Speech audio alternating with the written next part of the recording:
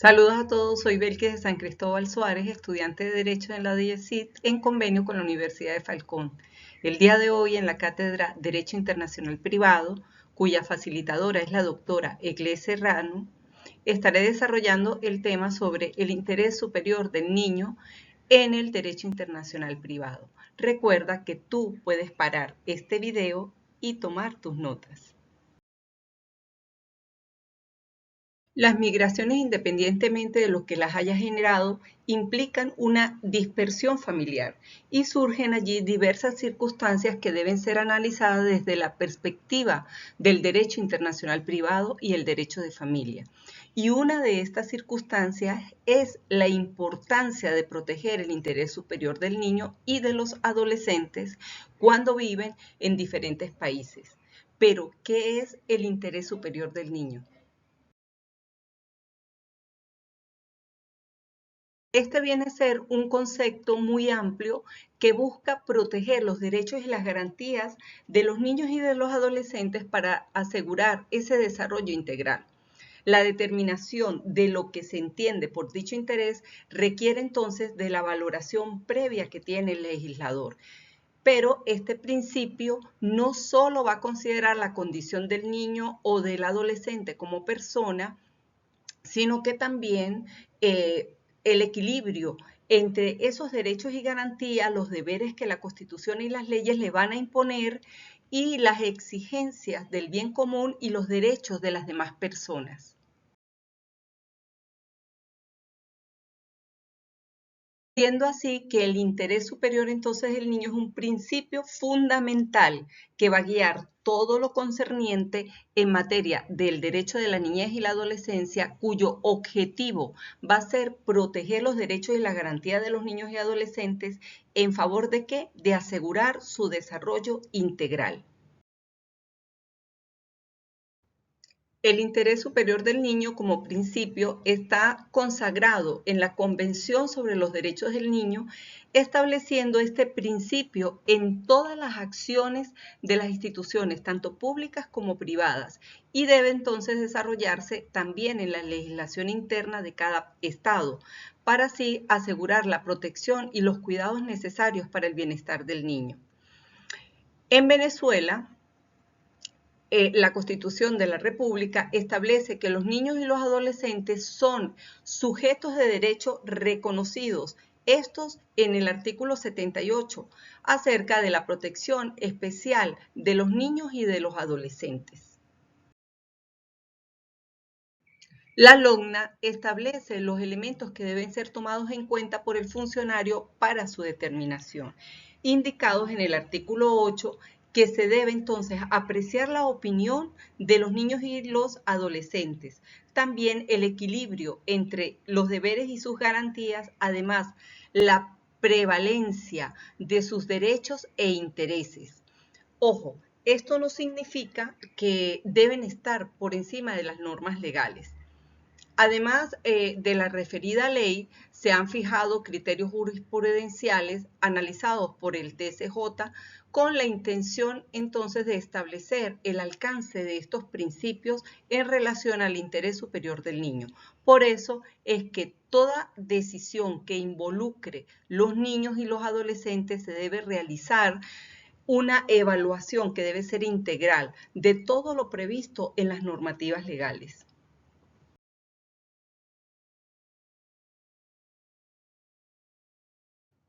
Pero, ¿qué elementos son entonces relevantes para determinar si hay un caso de derecho internacional?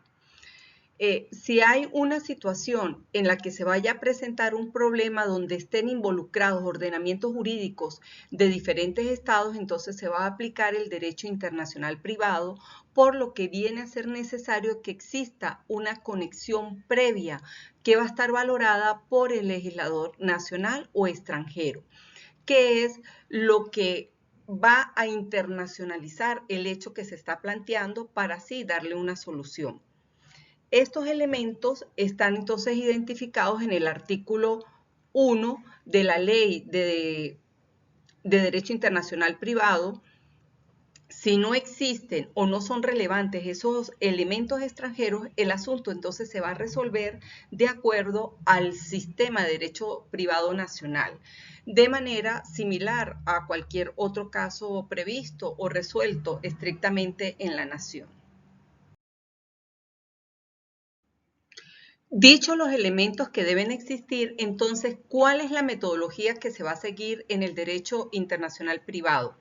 Para determinar la jurisdicción y el derecho aplicable, entonces se debe considerar, en primer lugar, la jerarquía de las fuentes, es decir, las normas de derecho internacional que rigen la materia. Y si no las hay, entonces se van a evaluar las normas venezolanas de derecho internacional privado. Es decir, que si se verifica la ausencia de una norma positiva, hay que recurrir entonces a la analogía o buscar soluciones en los principios de derecho internacional generalmente ya aceptados. Sin embargo, en cuanto a la determinación de la jurisdicción, no se va a aplicar la analogía ni estos principios, sino que en su lugar se va a determinar por una norma que esté contenida tanto en un tratado internacional o en una ley nacional. En segundo lugar, la determinación de la jurisdicción. De acuerdo con el artículo 39 de la Ley de Derecho Internacional Privado, la jurisdicción se atribuye a los tribunales venezolanos si el demandado tiene su domicilio en el territorio nacional. Los criterios del artículo 42 prevén los supuestos en que se atribuye, cuando el derecho venezolano sea competente y cuando las partes se sometan y que la causa tenga una vinculación en el territorio de la República. En tercer lugar, es necesario determinar el derecho aplicable, siguiendo entonces el orden jerárquico que está establecido en el artículo 1 de la Ley de Derecho Internacional Privado.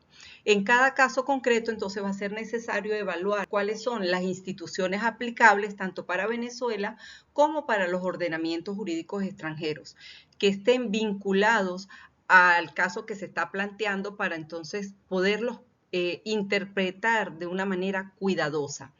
Uno de los problemas que son más delicados en este ámbito se refiere precisamente a la interpretación del factor de conexión. En materia de familia, actualmente el domicilio es el principal factor de conexión. Según el artículo 13 de la misma ley, establece que el domicilio de los menores e incapaces sujetos a la patria potestad, a la tutela o curatela, se encuentran en el territorio del Estado donde tienen su residencia habitual. ¿Cuáles situaciones o circunstancias pueden tener entonces relación con el derecho internacional privado? Como es conocido, en Venezuela durante los últimos años millones de personas han tenido entonces que emigrar a diferentes partes del mundo en búsqueda de una mejor oportunidad y calidad de vida.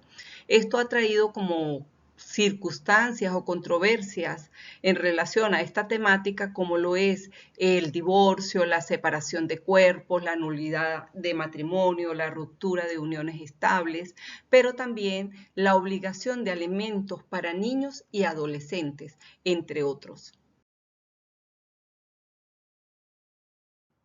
Tomaré como ejemplo en el derecho internacional privado la obligación alimentaria, lo que hace que sea inevitable que en esta situación se tome en cuenta el interés superior del niño al considerar la solución que sea más adecuada para él. Esta obligación alimentaria está consagrada en el artículo 76 de nuestra Constitución.